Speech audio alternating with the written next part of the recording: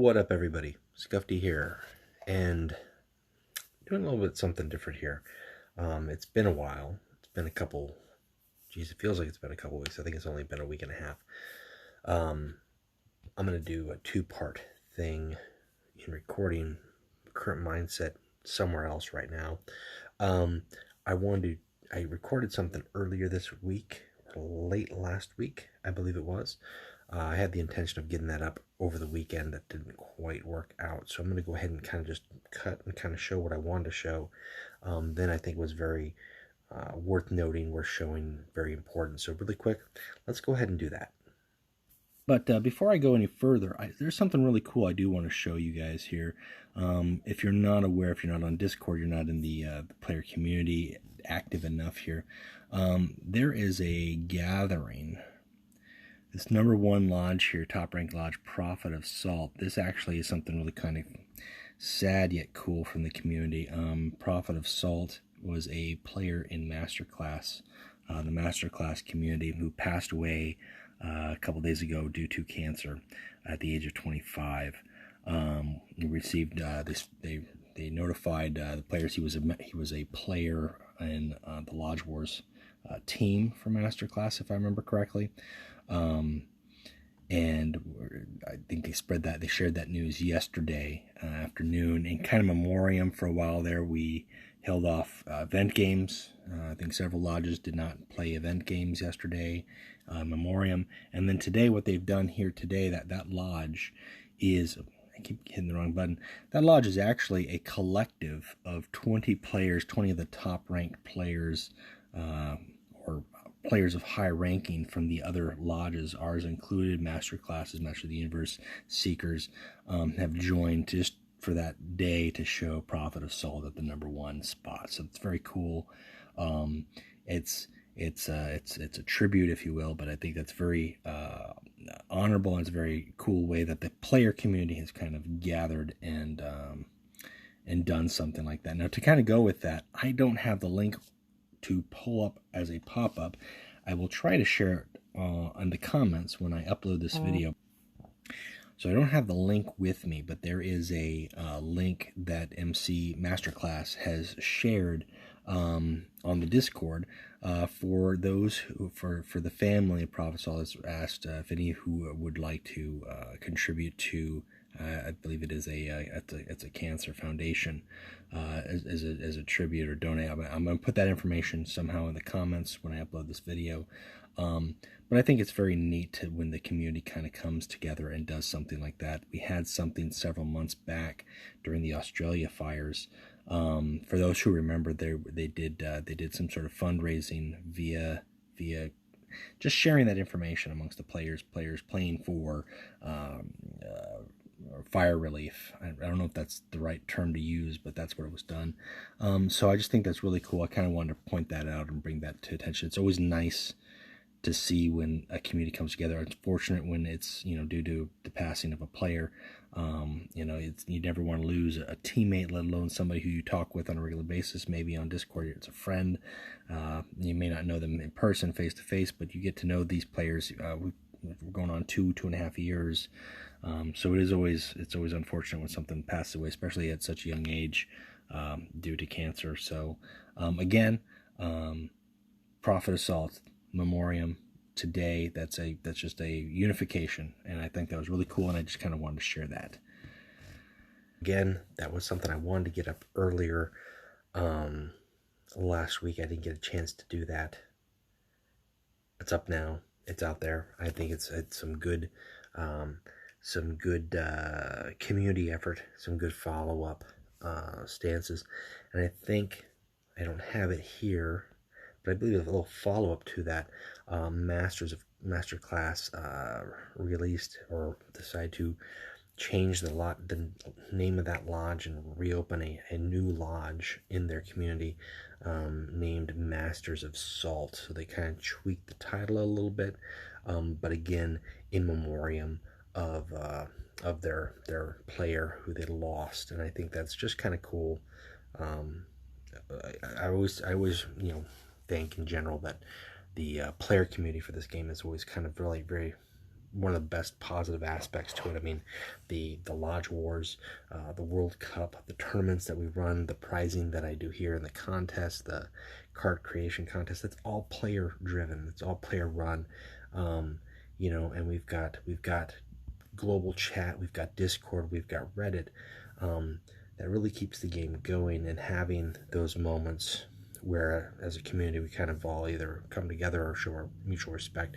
I think that's really positive and always worth pointing out and showing. So again, I just kind of want to go over that. Now, one thing that I did want to do today, and it's been on my plate to do for a while.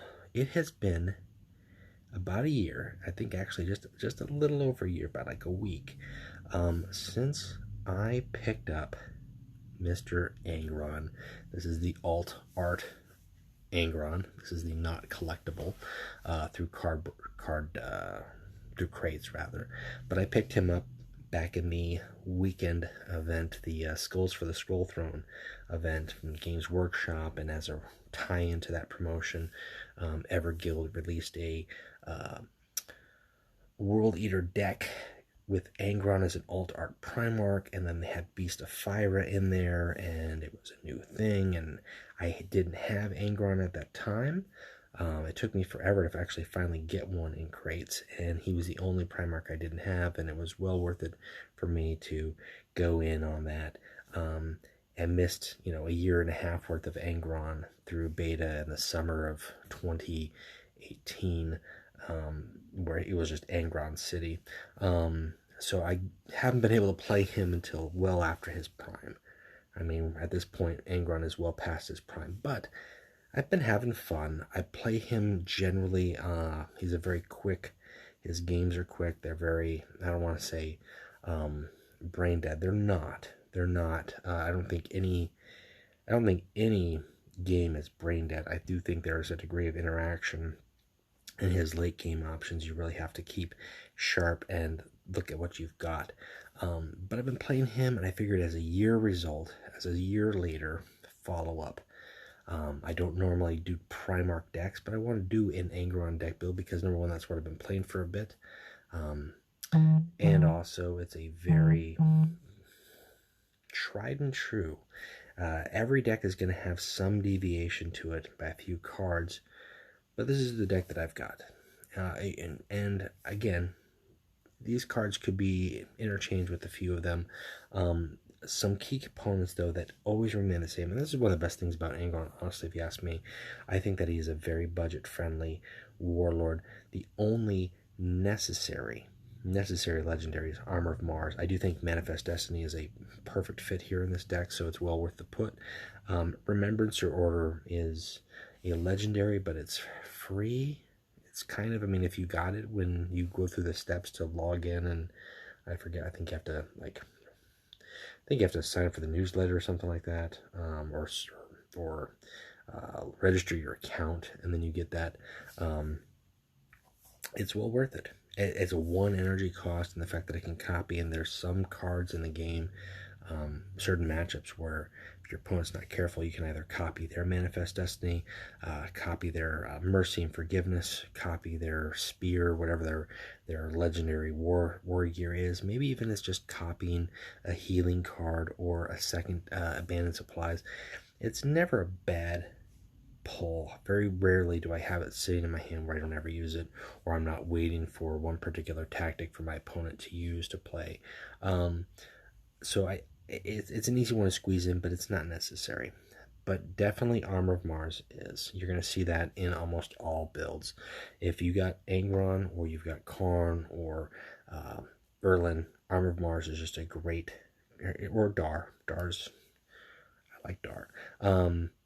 It's just a solid card to have in there. And to go with that, then you've got the Goldstone Hunters, if you've got access to Goldstone Hunters, and the Serric Landspeeder. Those are definitely 2-ofs in Angron decks with 2x sweep and advance. It's a very simple, basic 5 energy exchange for 6 to 7 damage. Great for late game, mid game, early game. It's never going to let you down.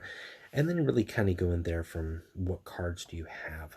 Some cards, some decks will include Lectitio Divinatus. I prefer a little bit more slow to go with Void Engagement for the additional damage, but also I don't feel it's necessary to go through as many cards, and nor do I want to give my opponent cards in their hand, so I take it out. I do have 2 times Abandoned Supplies in there because I like having 2 times Abandoned Supplies because I want to go through my deck to get key cards. I've got 2 Gorechilds in there. I do think 2 Gorechilds for Angron is good.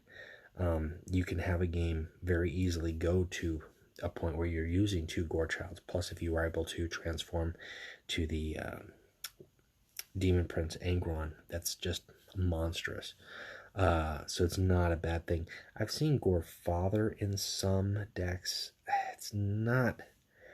I think it's a little bit costly, and maybe depending on what you're facing, if you're in a certain area where you're seeing a lot of troops, it may not be a bad thing to do, but I'd rather prefer to see use out of cards like Volcanic Instability to deal extra damage to adjacent units, or Artillery Strike.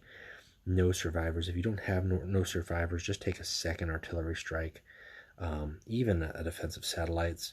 Right now, you would not be bad at taking 2 Informant Networks. I'm passing on the Informant Networks just because I'm just trying to deal out damage, and if I need to, I'll use that Volcanic Instability for it.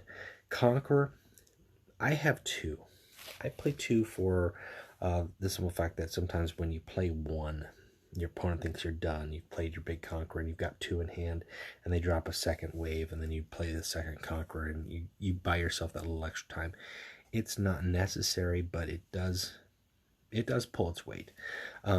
Wonders of Tizca, very self-explanatory. It heals, it removes stun. It's also not a troop, which is important. Many builds for Angron either have got Wonders of Tizca or the Pi Alphas, which are the Mechanicum troop that heals 3 and removes stun.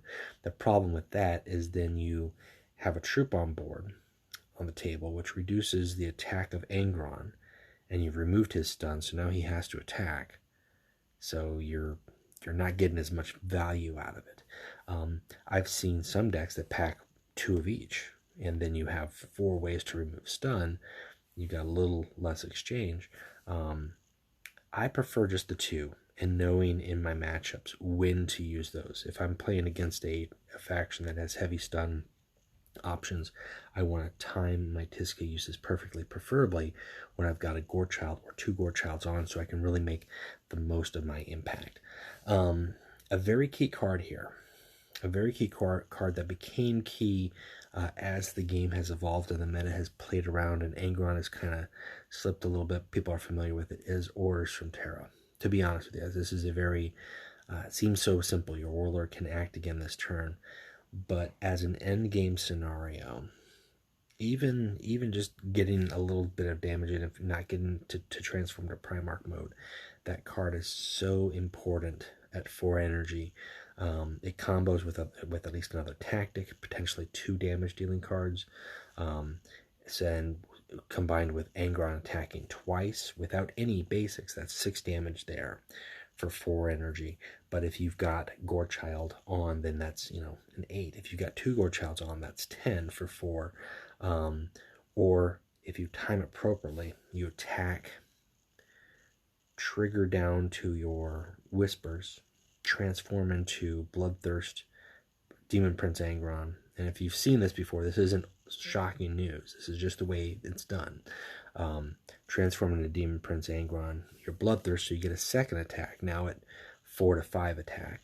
And then you play Orders from Terra, and you get to attack 2 more times because you're Bloodthirst, so your Warlord gets to act again, and because he's acting again, he gets to act twice. So very easily, 4 energy can turn into anywhere between 6 to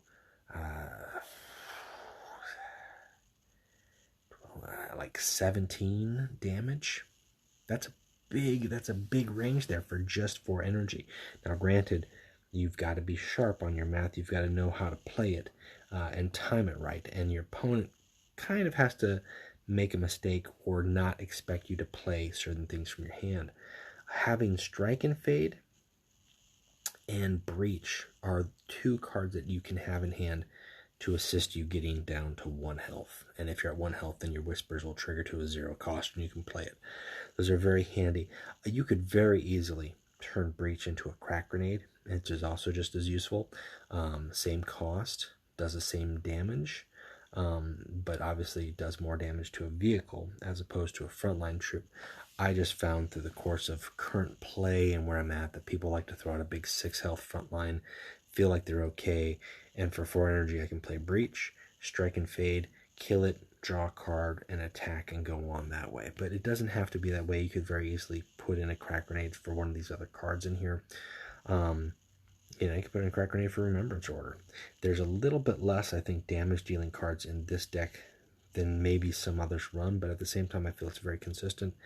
I know what I've got. I know what my options are. I'm always looking at how many cards are in my deck. How many cards are in my deck? I've got 12 left, and I still haven't seen Gorechild. Okay, one of them's got to be coming out soon. I've got 10 left. Armor of Mars has got to be in there. I'm going to go ahead and play this Void Engagement, see if I can draw it. Or I'm going to play this Abandoned Supplies, see if I can draw it. If you've got Armor of Mars in your hand, and you've got 10 cards in your deck, and you're at 10 energy, play Armor of Mars first.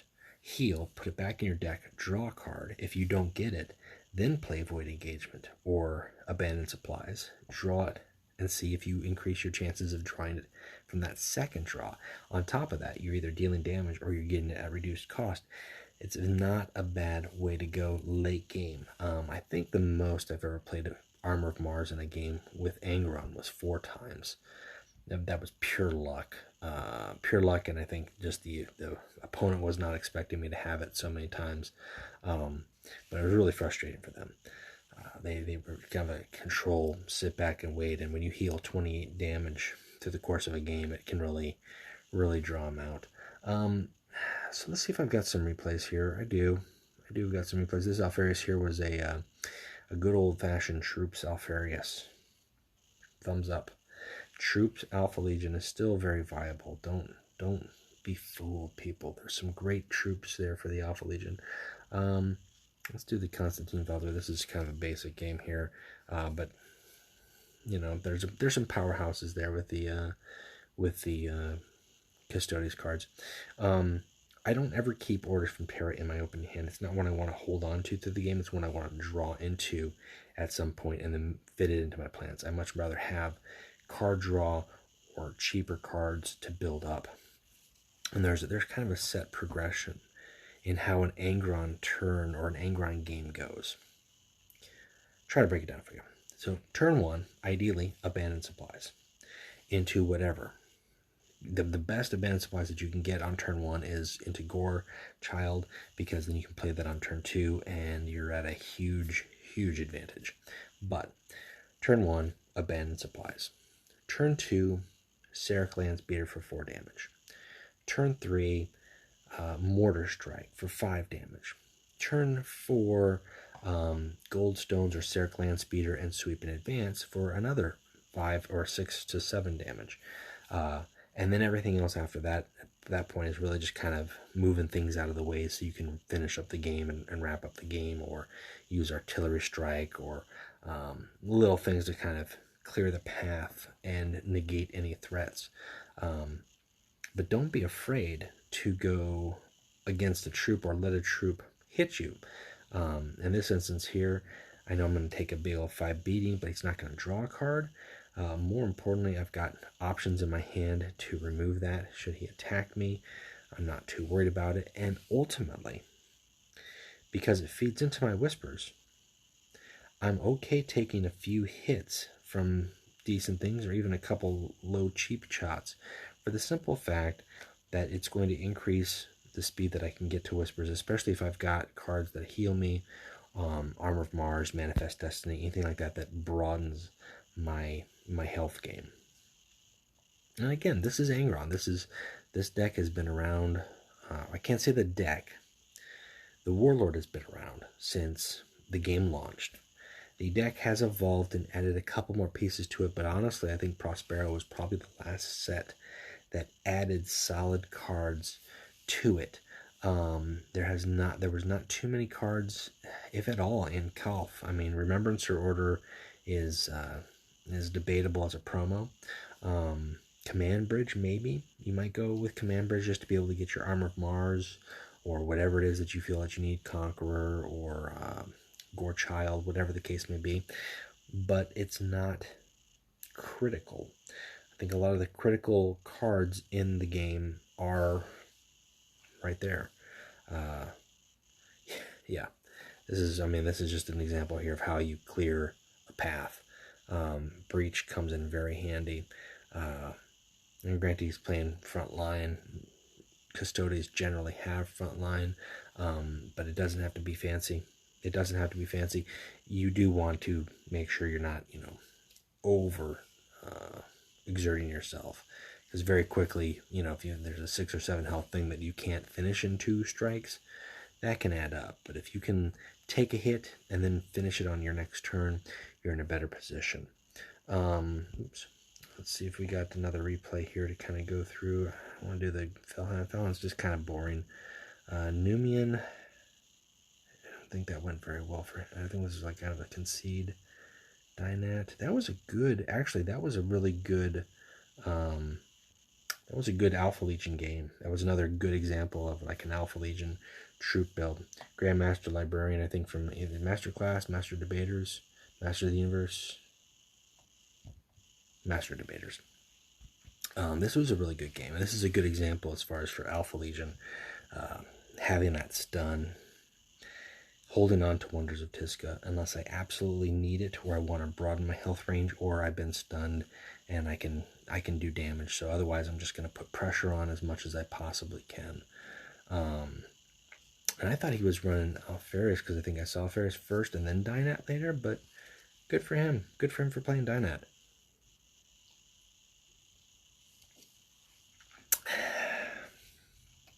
Let's kind of speed this up a little bit. I'm trying to think key points with, and I think actually, to be honest with you, I think this was a good game, but I do think he was playing a play troops with rally effect challenge. I think kind of noticed that later in the game, just by the types of troops he's playing. I mean, this troop, that troop, those aren't. Saboteur Squad used to be really good. They still have a rally effect. So at this point, it was kind of more or less, okay, well, you're playing rally troops, I think. And I think the next troop he drops kind of confirmed it for me at that point. So then it was just a matter of like, okay, well, we'll play what we can. We'll see how it goes. But this is a good example as far as like how a late game swing, broadening out your health might be just what you need to stay alive and to kind of throw your opponent off or give you the edge into getting into Whispers of Chaos. So first off, we'll go ahead and get rid of that. Draw a card. I'll take it. And I'm not worried about taking this 3. If I put Gorechild out and I've got 4 attack, I'm only going to take it 1 time. Perfectly fine with that. Perfectly fine with that. Build up. I've got those Wonders of Tisca, but if I have got a 4 attack or a 5 attack when I'm unstunned, I'm doing much more with it. I'm being high value, and especially if I'm going to get stunned by some of his later cards, if he's playing the Lambda Thunderhawk or Stun Troop, and I'm able to transform into the Demon Prince and then unstun, then it can really get powerful. So that's really where I look to go to here. Keeping it close. Yeah, see, I think he was playing rally troops. I think that was kind of like, ooh, that's going to be close. He's got the 2. Do I have something? I could put the Manifest Destiny on. I could heal.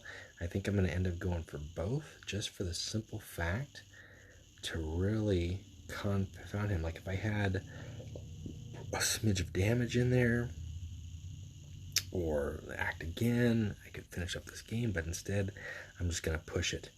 And I think that's about wraps it up. I don't think he kind of ran out of options there. Again, and it's just a challenge deck, so I don't think he had too many options, but he put out a good fight. That was a good game. It was just kind of an example as far as just using properly timed health bonuses or expansions. There's no Armor of Mars played there. They're just playing basic aggression. It's aggro, it is, but it's not brain dead. You want to know when to play certain things. If you play your healing just right out the gate, your opponent has more time to react to that. For example, if you play, and I see this a lot with like Karn, and Karn's a slightly different because of the way he speeds up the game. The game goes very fast, but I see very like turn one, you'll deal damage, and then you'll just heal for two, or you'll play Wonders of Tiska if there's no stun in the opponent's deck, or you'll play the Kardock. The problem with that is then that just takes it out of your hand for later when you might need it, and it tells me right away that, okay, well, you've got 2 more health this turn, but I've still got the rest of the game to play around that. If we're getting into the late end of the game, and I think I've got you down here, and surprise, you move it up here, that's going to throw any planning that I've done in those last 2 turns that are crucial.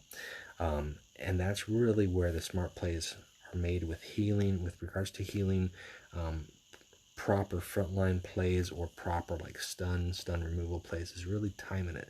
Not just throwing it out there just because you can throw it out there, but like right when you think that your opponent is probably feeling comfortable or they think that they've got you, throw them a little curveball.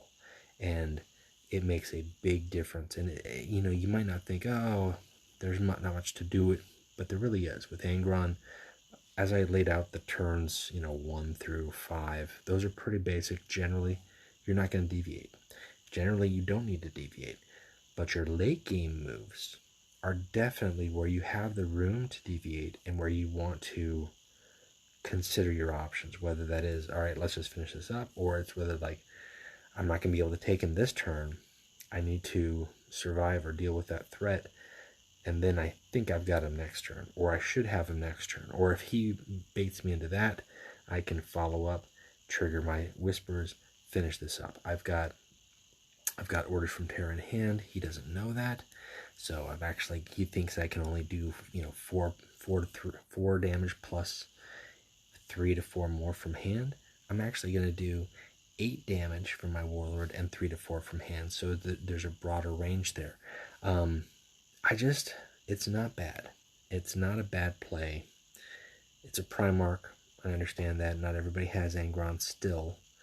I get that. Trust me. It took me a long time to get this guy. And the only reason I got him when I did was because they had that skull for the Skull Throne event, which again, we're going on, I think I'm about a year and 4 days from my Angron anniversary, as it were. So kind of celebrating that. Wow. Well, there you go. I've played a lot of Angron games. I think that's in the last, I'll be honest with you, I think that's in the last 2 months. I have been with work and life and weekends. A lot of my daily games have just been Angron, just to speed through and get my dailies out of the way and move things along. And obviously, yeah, right there, I've only played 10 in ladder. I don't even know when those were. I have no idea. It's been a blur.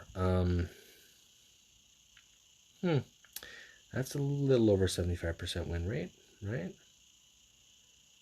Yeah, 300 out of 400 is 75%. 3 out of 4. Okay, all right, I'll take it. I feel okay about that. That's good. I'd like to see my ranked matches go up. I might be come June, come summertime, it might be my time to do summer 2020. Summer of Angron 2020. Here's something, actually, I think I might still have it in my replays. Here's something else to kind of show. One more replay, if I can get to it. Wrong button. I have found that Angron is really good against the Ruin Storm. Really good. And he's really good against Rom, too. I'm not going to lie there. I don't think that was a surprise there. But, yeah. Kabanda, Kairos, and whatever the fat guy's name is. I said Corvax, I believe. Corvax Utterblight. Yeah, he tears him up. And I know the Runestorm is, you know, a powerful faction. It's very, you might think, oh well, you know, whatever, just go aggro, but you can definitely overwhelm them or leave them no options but to impale themselves upon your spear, as it were. I think this is a good example of that game.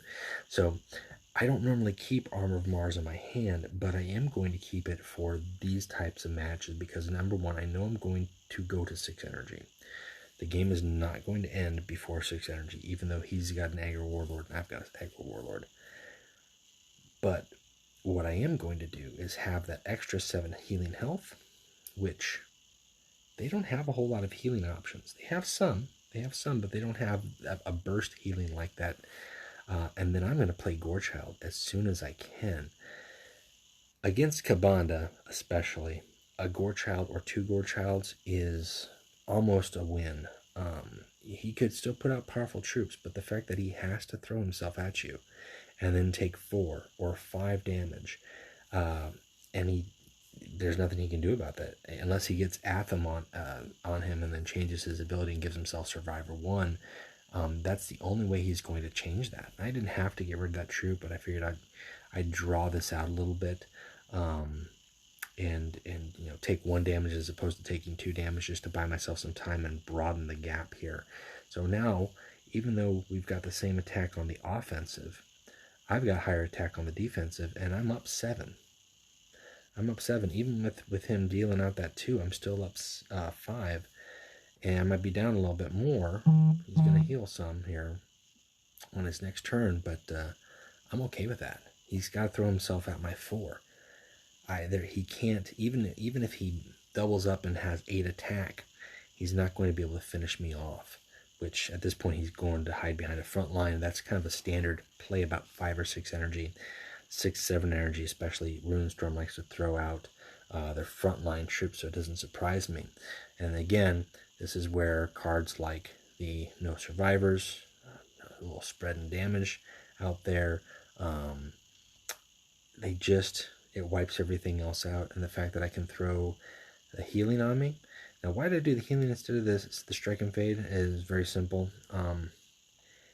Again, it puts me out of his rage. So if he plays that tactic that gives him +1 and Bloodthirst, he can do 8 and he could win or tie the game. But now if he does it, he's going to lose the game because he won't cause a draw. It'll be a win. So just a good example there as far as how you play around that. Korvax is a little different because he has a relentless healing, but the terms of the troops and the way they play them, there's no difference there. Kyrus, much the same. So I found Angron to be very useful against Runestorm. I just thought I'd share that as a thought. I don't know if Karn necessarily plays the same way. I think Dar could. There is some direct damage in Runestorm, but not as much. A lot of it comes from troops, so Dar might not be too bad. But I've just been kind of doing the Angron train. So that's it. That's a long ways when to go to show a warlord that probably many are familiar with, that many have seen over and over again. But I'll be honest with you. I'm not, again, I don't like breaking down and doing Primarch vids too often because I know that they're harder to get. But I don't know, maybe we'll see him this month in the shop as an anniversary gift. It's been 1 year. We just had the 1 year with the April Fools, and we got Alfarius again in the shop. So maybe the Angron will be coming around again by the time you watch this video. But even then, I don't think I've seen too many videos of people talking about Angron, how to play him. And that's not because he's brain dead. There is some consistency in how he plays, and there's definitely some frustrating in terms of the damage output that he can do. But I really think his late game option, if you play him right and you know what you're doing and you know what your opponent has got, as I've said it over and over again, know what your opponent has got, you can find yourself making some very smart plays. And while it may just look like on your opponent's end, like, you got lucky, you'll know it's not the case. You know that you play the right cards when you need to play the right cards, and you pull the win out the way Angron does. Whether that's through transforming into Demon Prince Angron, or that's pulling the damage that you want to pull and moving obstacles out of the way via Breach or the Conqueror, whatever the case may be. It's not a brain dead deck. It's actually just a very aggressive deck that you get some familiarity with, and it's repeat wash. There's not a whole lot of deviation, but as I said with the deck list, I think there's probably 3 or 4 cards in here that you could tweak and make your own. Take out 1 or 2 copies of, put in something else if you want defensive satellites, if you want informant network. Other cards that work well with Angron, like I said, Command Bridge works well with Angron. You could do Silent Death. I wouldn't. Silent Death is a little bit more trickier, to be honest with you. Rain of Fire is okay. It's not too shabby. Apotheosis is harder to do. Scrap Code, not a bad choice. Intel Report, no, but I would recommend, where is it? War Room. Especially if you've got a lot of tactics, but in place of an abandoned supplies, just an option. And then for the Imperial side of things, you could put in Lactitio if you want to. You could put in Alexis Nebula if you don't have, or you feel like you need to respond to being targeted by tactics or abilities. I wouldn't put in Underground World there. You could also put in, where is it? You could put in Hunan's Mortars as a late game option, or even if you really want to surprise somebody out with like a Melt-A-Bomb. I prefer Conqueror 2 times versus just a Melt-A-Bomb, but Melt-A-Bomb pulls its weight just as many times too. So that's just on the neutral side of things. With regards to their actual card pool, Drask Scouts in conjunction with Sedition's Gate is not a bad play. It's not a bad play at all. I've seen Angron decks that do include Argus, Brond, and Wraith as well. Nothing wrong with that. Troop Angron is harder to do because you really want to pick the right troops, and then you've got to figure out surprise ways to your opponent, but it's possible. But I like the Sedition's Gate and then the Drask Scouts, because then it kind of becomes a 4 energy way to destroy a random troop, and then you also get to draw a card. But it's a 2-card combo versus a 1 card of something else. So you really have to be careful as far as how you're playing that. I think Troop Angron running more troops and less tactics makes that much more viable, because if you don't have Drask Scouts in hand, and you do have Sedition's Gate, and you don't have too many troops, you have a dead card in your hand with Sedition's Gate. You don't have any other options. But if you've got Drask Scouts, and you've got Wraith, and you've got Ron Veterans or Lork Squad, as at the very least, you've got some other ways to dispose of troops. So that is it for me, guys. That's it for me on this go round. I'm gonna go ahead and take a look at some Lodge Wars 4. I think we're in the top cut at this point. And I'll be honest with you, I feel like I've been slacking. I know I've been slacking. I made bumpers and videos and little creative title frames and everything for this Lodge Wars, and I have not had the time to sit down and do anything with it, and it bums me out. So I'm going to try to get on that, if not tonight, tomorrow night. And other than that, that's it for me. I hope this was useful for some people who want to know how to play Angron, get a little bit some more insight, or if you've never played Angron and want to have something to look forward to with regards to that Primarch, things to consider. Again, he can very easily be such a budget-friendly warlord. There are 3 legendaries in this deck, and only one of them is super. I would argue Manifest Destiny is a close second as far as like super critical. And then, I mean, beyond that, we got what, 2, 3, 4, 6, 8 epics. Okay, so, and then the rest are rares and commons. Not a bad deck at all. Not a bad deck at all. And it's, again, it's should look somewhat familiar. Don't be surprised.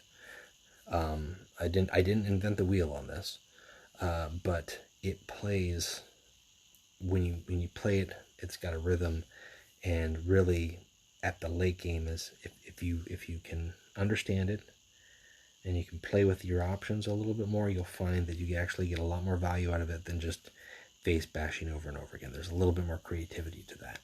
So now I'm not condoning over Angron saturation. We've been there. I played that. That was Summer of Angron 2018. But I am saying I didn't get to participate in that, and by the time I finally picked this guy up, you better believe I was going to enjoy him. Even though at that point he had been nerfed twice, and the World Eaters faction as a whole was adjusted, and it wasn't quite the same. It doesn't matter. I'm having fun, and I'm glad that I've got him, and I hope that if you don't have him, you get him soon. I hope they do the Summer of Skulls for the Skull Throne this month sometime, and he's out there again. He's well worth it. A Primarch is always worth it.